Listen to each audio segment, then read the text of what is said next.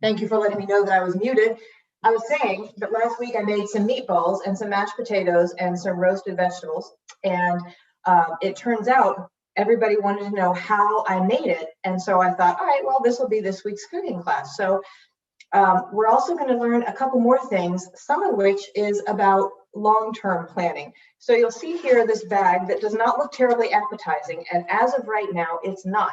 I'll bring it a little closer so that you can see. It is a bunch of frozen vegetable scraps. So if I look in here, I see some mushroom scraps, some Brussels sprout scraps, green pepper, lots of different kinds of mushrooms actually, sweet potatoes, carrot peelings, a little bit of onion in there.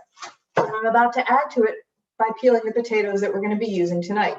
These are Yukon Gold potatoes. I prefer them for mashed potatoes because I think they have a little bit richer of a flavor than russet potatoes, which I prefer for baking. Most of the peelings are going in this bag. Some of them are escaping, but I'll get them in there in a second. But the reason that I have this, hold on, I'm running on Zoom and on Facebook and on YouTube. So if I have to pop over and let somebody in on Zoom, please forgive me. So the reason that I have this bag full of vegetable scraps is that every time I peel a vegetable or cut a vegetable up like an onion especially, or really anything that doesn't have too strong a flavor. There are some Brussels sprout leaves in here, but I try not to put too many of those in. But anything that I think would be good in a soup broth, I just go ahead and I chuck it right into this bag, because when this gets full, and I have maybe one of these and a few of the smaller sized freezer zip top bags full of these vegetable scraps, I put them all in a big pot with a lot of water, and I bring them to a simmer, and I let them simmer in there for about an hour. I strain it out, put some salt and a little bit more seasoning in there, and then I freeze it. And that way I always have broth, and it's sort of kind of for free because it's from all these vegetable scraps from stuff I was going to use anyway. So mild, mostly mild flavored stuff in here. Potato peels are nice because they add a little bit of starch to the broth, and so it makes it feel a little bit richer when you make it. For the mashed potatoes though, I'm putting them right into this pot of water, and I'm going to crank the heat up so that it comes to a good boil. And while those are boiling, I'm going to show you what we're going to do with our vegetables. So I have here a roasting pan. It's actually just a sheet pan with some broccoli on it. It's already prepped. I usually prep my broccoli as soon as I get it from the store. So broccoli and cauliflower. Yeah, pretty much just broccoli and cauliflower. Sometimes I'll cut up carrots ahead of time, but almost always with broccoli and cauliflower, I prep it right away, because broccoli and cauliflower, if you're not in the mood to cook and you don't have any prepped, you tend to skip past it to something easier. If I have, for example, a whole container that is full of broccoli like this, already ready to go, it's not a matter of having to wash it and cut it up and get it into bite-sized pieces and do all that other stuff. It's a matter of reaching in here, grabbing it, throwing it into whatever I'm using to cook it, and that's it. So when you have a burst of energy, if you have a burst of energy, then prep your stuff as whatever you can, as much as you can, as soon as you can, and you'll be likely to use it a lot more reliably. The other thing we're going to add to our roasted vegetables are some carrots. So again, here is my vegetable scrap bag right here. I'm just going to peel the carrots right in there. Actually, what I usually do, I'm showing off for you guys, but what I usually do is just peel them right onto the cutting board to save time, and try, instead of trying to aim it and get it in the bag, and then I just scoop them right off the cutting board and put them in the bag like that. So a few carrots to go with our broccoli. The oven is already set at 350 degrees to roast them. And you can use whatever vegetables you have on hand. It doesn't have to be carrots and broccoli. It could be whatever you happen to like. But I think roasted vegetables tend to have a little bit more flavor. It's something about the roasting process, because it pulls some of the water out. It makes it a much more concentrated flavor. So even people who don't love vegetables tend to like them at least a little bit better when they've been roasted. And they have a nice crisp on them too, which a lot of people tend to like, even if they're not crazy about most vegetables. So this is our last carrot. And this is a good example of making your plate as colorful as you can. The more colors you have going on your plate from vegetables and fruits and other natural foods, the more nutrients you're likely to be getting. So I'm going to trim off the tops. And of course, the tops will also go into our scrap bag.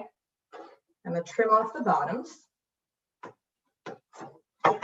Same thing. Don't let it go to waste. And then I'm going to cut them on an angle because vegetables, especially really dense ones like carrots, tend to cook a little bit faster, even in the oven, when you have more surface area exposed. So if you cut them on a bias, that is to say with a slant, you've got a lot more surface area than if you were to just cut them in circles. So that's why we did it like that. Take the carrots, put them on here with all of our broccoli. And the seasoning for this is very, very simple. I'm just going to grab a little bit of olive oil, drizzle it enough to get a light coating on there. And then just a little bit of salt. You could use garlic salt if you like.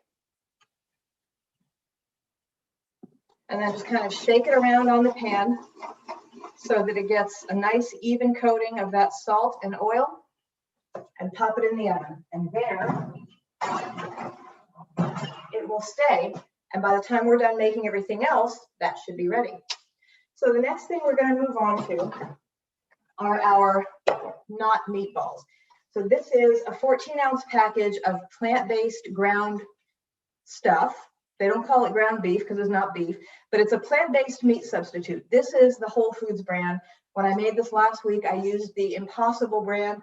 I've also done the Beyond brand. It all ends up, the consistency really is the same. And the flavor, we're going to add so many different seasonings and spices to this that the flavor of the stuff itself becomes a little bit less important. So what I have here is dried parsley flakes. I have some garlic powder, and I have some minced dried onion. The reason that I don't use fresh onion in the meatballs is that browning them and cooking them in the gravy, you don't get as rich of a, it's a texture thing mostly. Even if you might mince it up really finely, raw onion doesn't cook all the way through. And so it has a little bit, for me, it has a little bit of a weird texture in the meatball if it's not cooked all the way through. If I use the dried onion, that doesn't happen. So 2 teaspoons, not tablespoons, degree. 2 teaspoons then of this minced onion. 2 teaspoons of the dried chopped parsley. Just sprinkle it right on there. We haven't done really anything to break up this ground stuff yet. It's just sitting there, but we'll get there. And then 2 teaspoons of the garlic powder. And 2 teaspoons of salt. So just 2 and 2 and 2 and 2. And it gives us a really nice, rich flavor with all those seeds. Now, an egg substitute is the next thing you're going to want to add. I have used, last time I made these, I used an egg replacer, a commercial egg replacer by Bob's Red Mill. It works really, really well for stuff like this. It works well for cookies. I wasn't too crazy about what it did with brownies, but I'm going to keep experimenting. Tonight, I'm going to use aquafaba, and that is just bean liquid. So I made some chickpea salad the other day, and I just drained the liquid out of the can of chickpeas right into this jar. So 3 tablespoons of this aquafaba equal 1 whole egg. So I'm just putting 3 tablespoons in there, just like that. And if you get the commercial egg replacer, it'll tell you how much of that to add to water or whatever other liquid you're using. So, but for the aquafaba, 3 tablespoons equals 1 egg. So what I'm going to do next is get in there with my actual hands, just like you would if you were making meatballs out of ground beef, because really mixing with your hands is the only way to make sure it all gets in there. So I'm just kind of, it looks really unappetizing, I know, but I'm just kind of squishing it up with my hands.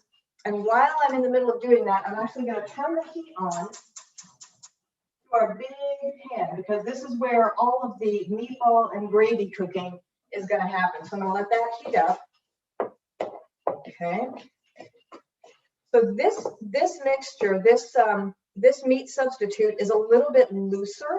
It's not quite as dense as the Impossible meat that I worked with last week, but I feel pretty sure it's going to work just the same.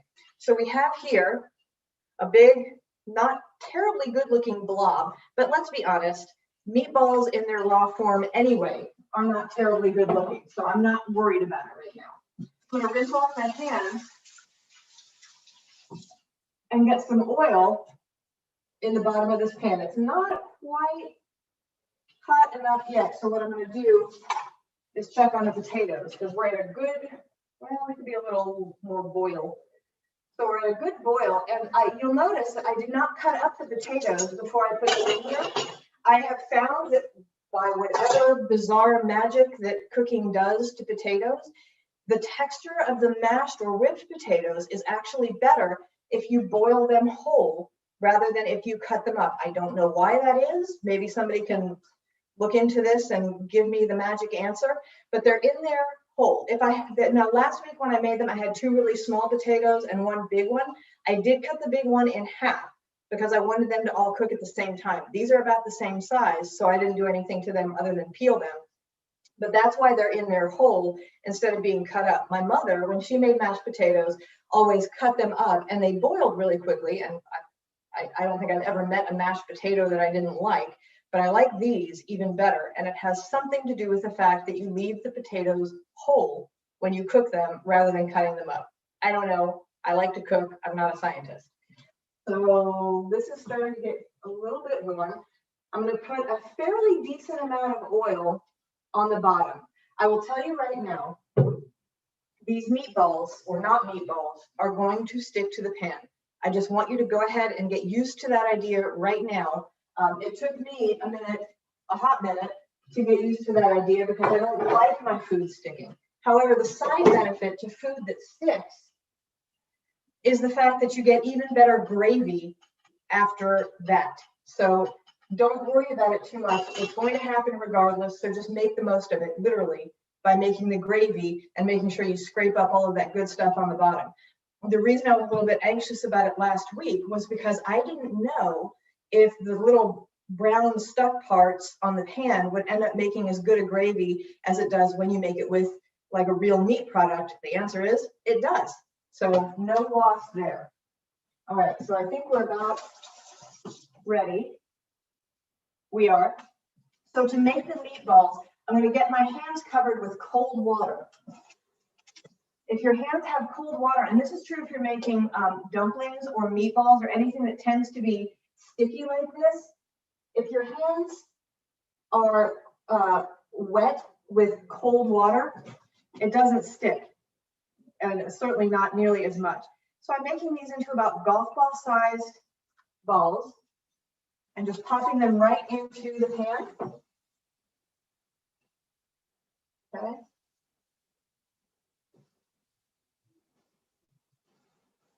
And the other good thing is these freeze very well. So however you would freeze any other kind of meatball that you would make, you can do the same thing.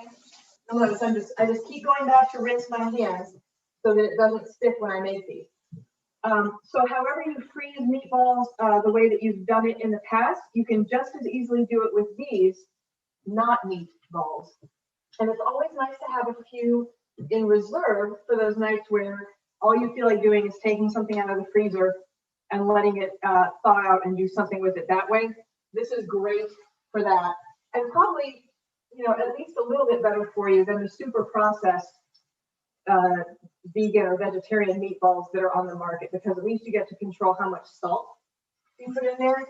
This, the raw material of this plant-based ground stuff really is not too bad for you. The whole food stuff has even less fat than the Impossible or the Beyond, which is why I'm eager to try it. I hope it's as tasty as the other options. It looks pretty. It smells like a meatball. So if it smells good, it should taste good, one would hope. Just a couple more here. And this is definitely enough for 2 people, maybe enough for 3 if you guys don't have huge appetites, but you might want to increase it just a little if you're serving a larger family. Last one.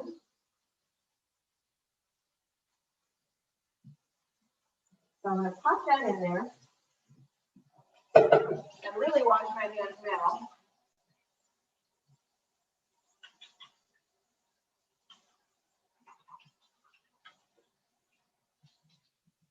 All right, so while the meatballs are browning in there, I'm going to let them do their thing for a few minutes before I try and turn them, because that will cut down on how much they stick. But I'm going to cut up our onions and mushrooms to make the gravy. So again, here is my trusty. You would be amazed at how quickly these vegetable scrap bags for making broth later will fill up. They fill up so fast. And even with mushrooms, I pop out the stems, unless I'm making stuffed mushrooms and I think I'll need them. And I like to peel my mushrooms. I think it has a nicer texture, but the peelings have a lot of good flavor. And so those will go right in here as well. And same with the onion. Here's about a half an onion that I had from earlier. I'm going to take off that bottom end. That goes right in there. And I even save the peels, because the peels not only have good flavor in there, they also add a really nice, dark, deep color to whatever kind of vegetable stock that you're making. So I'm just going to slice these onions very, very, very thinly.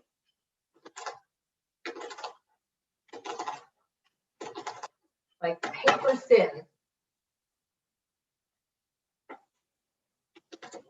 Until I can't anymore. And then I'm just going to cut them up. Those thin slices, those thin long slices, I'm just going to cut them up a little bit. I'm not going to go crazy on it. Now I'm going to come over here using a pair of tongs. I'm just going to flip these meatballs over so that they get well browned, and they're sticking together really beautifully. You'll be able to see them when I remove them from the heat. But they're sticking together really nicely, and they smell just like beef meatballs. It's wonderful. I can't wait. They don't seem to be sticking as much as the ones I made last week, but that might be because the pan is at a little bit of a higher heat. Oops, much higher heat. So I'm just using, if I have to, I'm just using the bottom of the tongs to scrape them up out of the oil and get them flipped over so they look nice and brown, just the way we would hope meatballs would look. Okay, and it is leaving, they are sticking a little bit. There's a little bit of meatball stuff to the bottom of the pan. But as I said, that's okay. That's to be expected, and it's actually going to end up tasting really, really good. So I have about a half a pound of mushrooms. You can certainly use more or fewer if you're not crazy about mushrooms. And I'm just slicing them pretty thinly because we want them to cook pretty fast, because it's a quick gravy. And I find that taking the stems out does make them slice a little bit more easily. And it's also a way of getting more stuff in my vegetable broth bag. Sometimes I cheat. The only thing it almost never has in there, and it should, is celery, because I do not like celery. I hardly ever use it for anything unless I'm actually making soup out of it or making broth with it. And I can't really justify buying a whole package of celery if I'm not going to do anything with it but freeze and use only part of it. But what I have found out that is, if I'm making my stock without celery and I put just a little pinch of celery seed into it, or even a little bit of celery salt once it's been cooked all the way and I'm ready to season it, that actually kind of makes it, gives it that celery flavor that you would expect to find in a vegetable broth or soup. So there are ways of getting around my distaste of celery. So the potatoes are starting to soften up a little bit, but I want them to keep going. And we're going to turn these meatballs one more time. They're sizzling really beautifully right now. I'm sure you can hear it. Oh yeah. So just to make sure we get good color all the way around. And the other kind of good thing about working with plant-based stuff is, you know, you want it to be cooked for the flavor all the way through, and the texture is nicer if it's cooked all the way through, this plant-based stuff. But what you don't have to worry about is making yourself or anyone else sick because of foodborne parasites. There are none in this. There is no salmonella here. There is no E. coli here. It's all plant-based, and there are no foodborne parasites the way we would find them in ground beef or ground chicken or any other kind of meat, honestly. And I've said this on Facebook before. One of my very favorite things about cooking plant-based is how less stressed out I am when I clean up the kitchen afterwards. And in a lot of cases, it seems to me like the cleanup is easier. There's not as much like animal-based grease and fat that sticks to the pots and the pans and the plates, so it seems to rinse a lot cleaner. But honestly, really, what I love is knowing that there is nothing that I cook here tonight where I have to think, oh my gosh, if I don't get after that with some Lysol or some bleach spray or something, then it's going to contaminate everything else.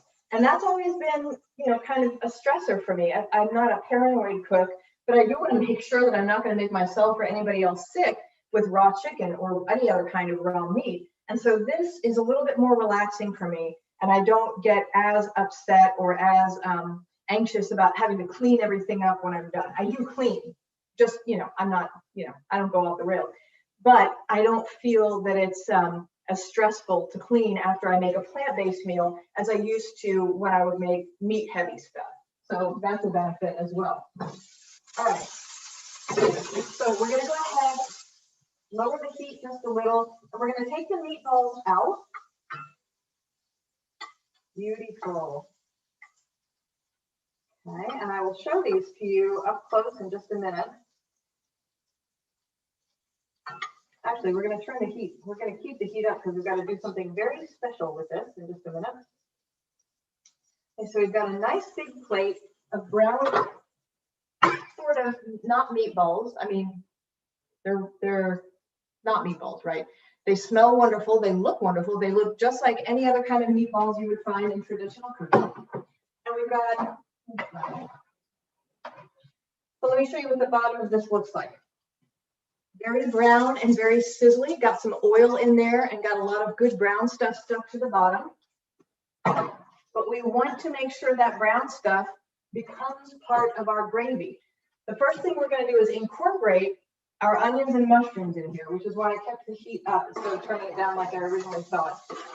Because that's going to add some moisture to it, and that's going to help some of that brown stuff come up off the bottom. I have a sturdy wooden spoon. I cook with a rubber spatula for almost everything else, but I really want that stuff off the bottom. So I'm using something with a little more oomph to it. We're getting there on these potatoes, almost there. Almost there. So I'm going to use this, stir the onions and the mushrooms around in that good leftover stuff, and try and scrape up as much as you can using just the moisture from the onions and the mushrooms. So I'm really kind of bearing down on this to do that. It's not going to completely do the trick, but I at least want to get a head start. And also, that gives the onions and the mushrooms a really good, strong flavor. So I'm digging in there with this and getting some of it off the bottom. Okay. And at the same time, my onions and my mushrooms are getting a nice coat of oil. And they're taking on some of that really good flavor that we like. And they're starting to get a little bit brown, which is also what we like. Okay. But the best flavor is going to come from the stuff that has not come off the pan yet. So what do we do about that? We give it just a minute more so that our onions and mushrooms can cook just a little bit more. And we start getting everything kind of moved over to one side. I've got all the onions and mushrooms being kind of pushed over to the least crowded spot I can find. There's not as much stuff on the bottom here, so I scraped off some of it. Okay. And you can do this with broth. I like to do this with a little bit of red wine because I think it adds a depth of flavor. But if you don't drink wine, certainly you don't have to. This pan is good and hot. There's all kinds of burn stuff on the bottom. I've got cold or at least cool room temperature wine right here. Did you hear that? So that produces kind of a chemical reaction with that stuff that's all on the bottom. When that cooler liquid gets this really hot, oily stuff on the bottom, it scrapes up like magic. This is called deglazing a pan. And this is what allows you to get all of that good stuff on the bottom of the pan that has a lot of good flavor in it. This works with meat stuff too. If you're not going completely plant-based and you are making a roast or meatballs with real meat or something like that, it works exactly the same way when you do it with the meat product as opposed to what we're doing here with the plant-based product. So the bottom of this pan now is almost completely cleaned just because of that one reaction. We scrubbed it, a little bit with the onions and the mushrooms that were in there. And then we poured in that wine. I'm going to crank up the heat just a little bit more because the wine or the broth, if you use broth, will now cook into those mushrooms and onions that are in there and give them a really rich flavor as well. And it really is a win-win situation. I'm going to check on our vegetables in here. Oh yeah. So the vegetables are right about where I want them to be. So I'm going to turn the oven off. You know what? I'm actually going to take them out of the oven because I don't really want them to cook anymore. They're right where I like them. I'm just going to get them cooled off over here. And this smells wonderful because you have that nice light red wine that's just soaking into all of the onions and mushrooms. It'd be wonderful if you used broth as well. This is what we're going for. So you see how the carrots have that beautiful caramelization on them. They're a little bit brown. They're sizzling a little. The broccoli is still nice and green, but it has a little bit of that roasty look on the top. This is just perfect. Yum. I love roasted carrots. I don't think I'll ever eat boiled carrots again. All right. So here we have this beautiful, fragrant, I'm sure very flavorful onion and mushroom and kind of this, the crusty stuff, this delightful sludge here. We're going to make it even sludgier. We're going to add 2 tablespoons of plant-based butter to this. And now I am going to crank down the heat a little. And again, kind of push the solids off to one side. I want them, but I don't want them to be in the way. So I'm going to push them all to the side. I'm going to start this plant-based butter melting right in the middle. And I'm going to check the taters. Okay, we are soft. We are soft and ready, I think. For that big one is. Maybe a couple more minutes just for that big one. But we're almost there on the potatoes. And the potatoes actually take very little time once they're cooked. So I'm melting down this plant-based butter in the pan. My onions and my mushrooms are still kind of simmering off to the side. So 2 tablespoons of this plant-based butter. I'm kind of breaking it up in there so it melts. 2 tablespoons of that. And then we have 2 tablespoons of just regular old all-purpose flour sprinkled on top of that melted butter. Okay. I'm going to use my wooden spoon to stir it all in there. And we've done this before. We have made a roux, which is the base of most sauces before. But you want to cook the flour and the fat together until it forms a nice paste. And then it'll start to get a little bit bubbly and foamy looking. The longer you cook it, the less thick your end product will be. I don't like to cook it too much because I tend to like a thicker sauce, especially if I'm making something like homemade macaroni and cheese or like a thicker gravy, like a binder for pot pie or something. But for this, it's a gravy that can be a little bit thinner, and you do want to make sure you cook out any kind of floury taste to it. But this is right about right. So when you look at it, you can see it just kind of start to billow out and expand, the roux, I mean, the flour and the fat cooking together. And that's how you know it's ready. And you want to switch from this to this, and you want to have it ready to go. Here is your vegetable stock. You can use mushroom stock. You can use that wonderful homemade stock that you're going to make because you're going to start freezing all of your vegetable scraps. Just a little. Again, you get that nice sizzle. And you just whisk like crazy. A little bit more. Okay. So you're going to whisk like crazy.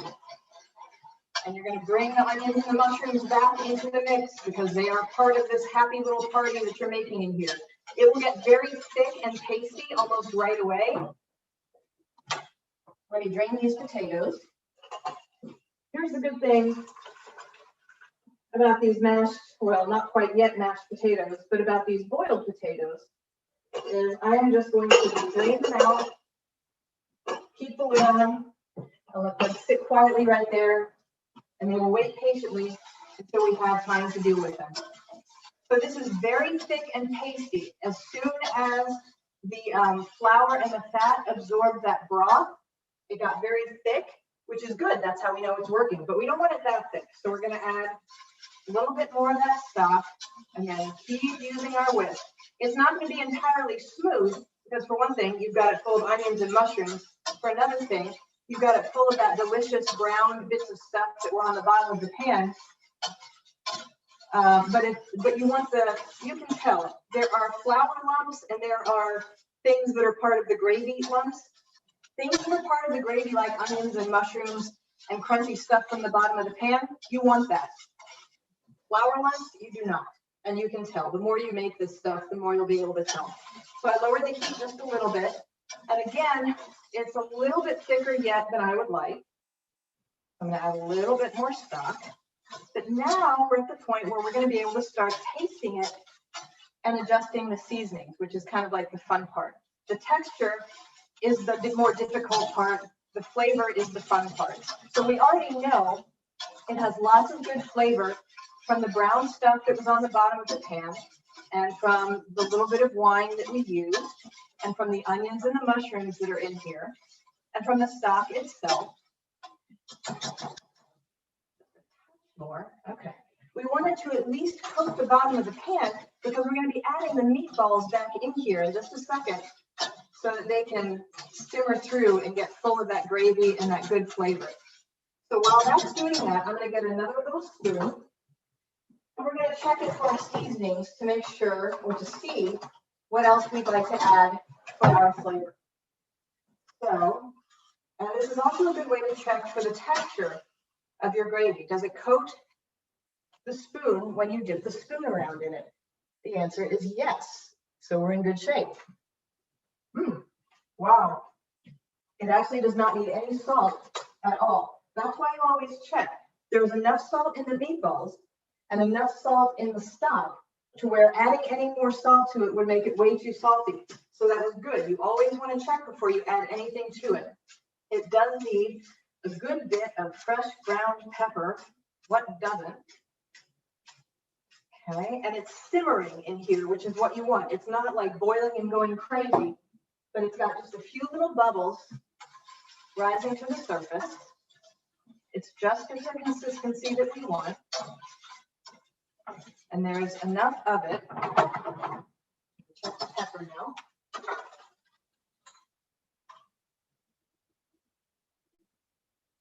Perfect. So what I'm going to do now, we're on about low medium heat. I'm going to pop these meatballs right into the gravy again, going right back where they started, these little meatballs. Okay.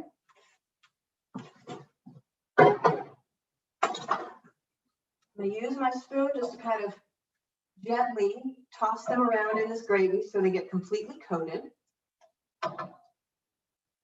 They're holding together really well, I'm pleased. You never know. This seems to be a good product, I'm glad. Okay. So, just kind of making sure all of the meatballs have a nice coating of this really delicious mushroom and onion gravy. Okay. I'm going to put the lid back on. And they're going to sit in there and do their thing while we come back to our potatoes and make our mashed potatoes. So I like using, for mashed potatoes, I like using really good quality plant-based butter. This is Miyoko's butter, which is a little on the pricey side, but sometimes it does go on sale. So keep an eye out for that. But it has a wonderful flavor, and it's cultured cashew cream butter. So it does have, I think, a really authentic, rich flavor to it. So about 2 tablespoons, because there are 2 potatoes, about 1 tablespoon, in other words, about 1 tablespoon of butter for each potato that you have in there. And then I also like to add just a little dollop of vegan cream cheese. This is the BioLife brand. I like it very much. I have only used it so far to make mashed potatoes. I have not yet tried it like on a bagel or something, but it's really quite good in the mashed potatoes. And I know I'll need at least a pinch of salt and a generous grind or 3 or 8 of pepper. Now, you can use a potato masher, and I often do, but lately I have kind of gone back to what my mom used to do when she made mashed potatoes, and she used an electric mixer. And there really is something very ethereal and delightful about using that. So I kind of get the mixer in there first, stuck into 1 potato, and then just go through. Whoop. I accidentally pressed that button too hard, now my mixer blade is going to come out. All right, so I blended just enough to get the potatoes broken up, and now I'm going to add just a splash of plant-based milk so that they get very luscious and soft.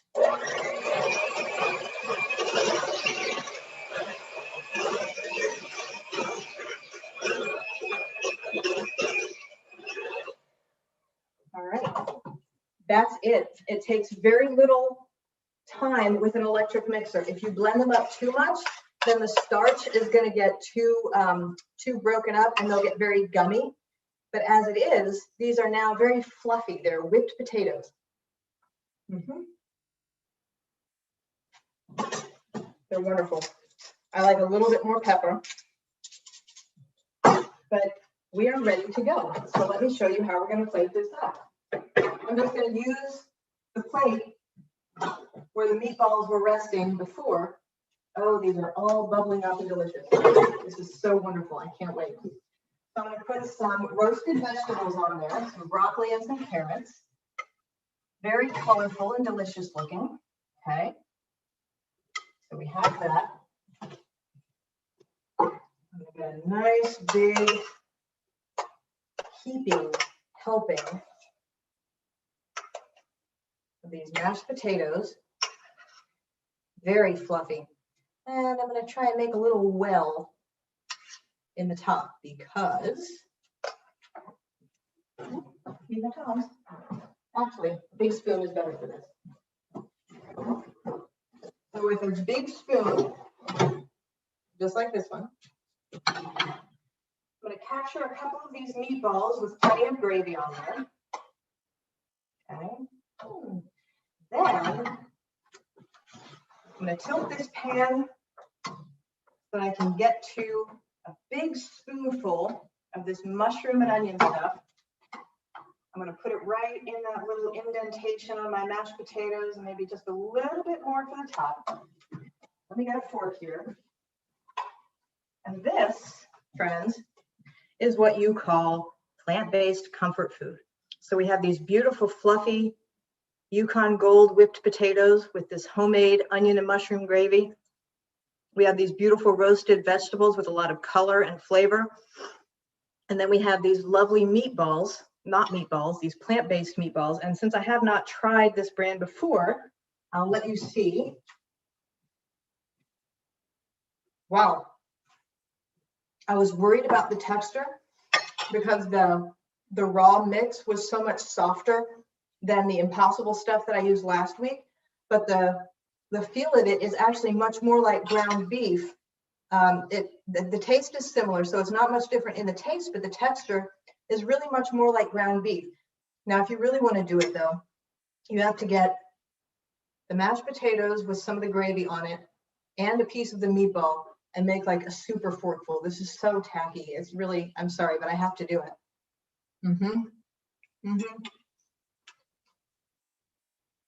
There really is nothing better. So before the cold weather goes away completely, I urge you to try this comfort food recipe. Next week, we'll be doing something new.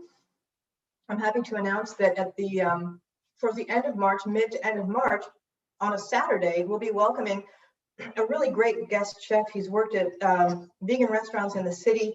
He works at Trader Joe's now, knows everything there is to know, I think, about plant-based and vegan cooking. His name is Lee Hale, and he's going to be making some wonderful things for us next month. So keep your eyes open for that. A lot of other offerings coming to people from the Community Wellness Center based out of All Saints Episcopal Church here in Scotch Plains. But in the meantime, every Wednesday night, come have dinner with me. And remember, you were created for love, by love. So please go out and be love. Have a great week, everybody. Good night.